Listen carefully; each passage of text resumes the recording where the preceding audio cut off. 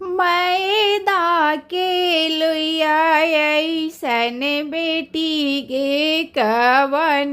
बेटी आई मड़ुआ धैले खाड़ा गे माई से मैदा के लोइया ऐसन बेटी गे कवन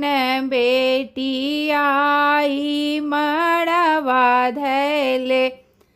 खाड़ गे माई से उगते सूरज पापा लगलो किरिंगिया जी गोरे बदन कुम्हिलाए गे माई से उगते सूरज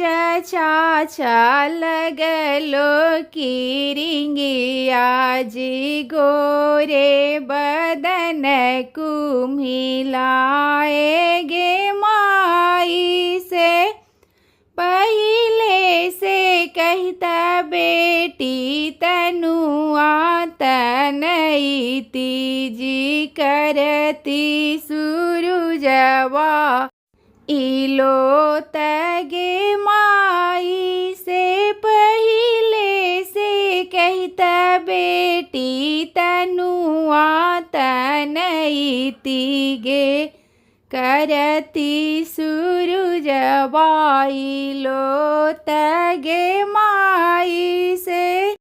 काहे लागी अजी पापा तनुआ तनए बजी करब सूरजबाई लो तगे माई से काहे लागी अजी चाचा तनुआ तनए बजी करब सूरजबाई लो तगे माई से होत बीनु सरबा पापा बोलत कोयलिया जी लगबो सुंदर बर के साथ गे माई से होते बीनु सरबा चाचा बोलत कोयलिया जी लगबो सुंदर बर के साथ गे माई से कटोरानी कटोरा बेटी दूधवा पियली गे बेटा जैसन कैली दुलार गे माई से कटोरानी कटोरा बेटी दूधवा पियली गे बेटा जैसन कैली दुलार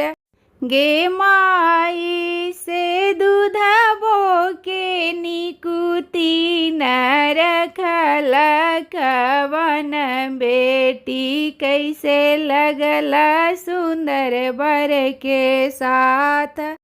गे माई से दूधबा के निकुती न रखल कवन बेटी लगलू सुंदर बर के साथ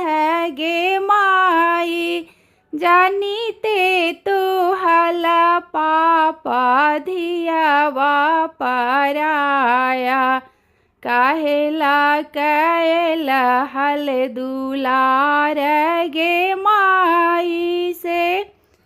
जानीते तो हला चाचा धियावा पराया से काहेला कैला हल दुलार गे माई से दूधवा के निकुती जे रखतन कौन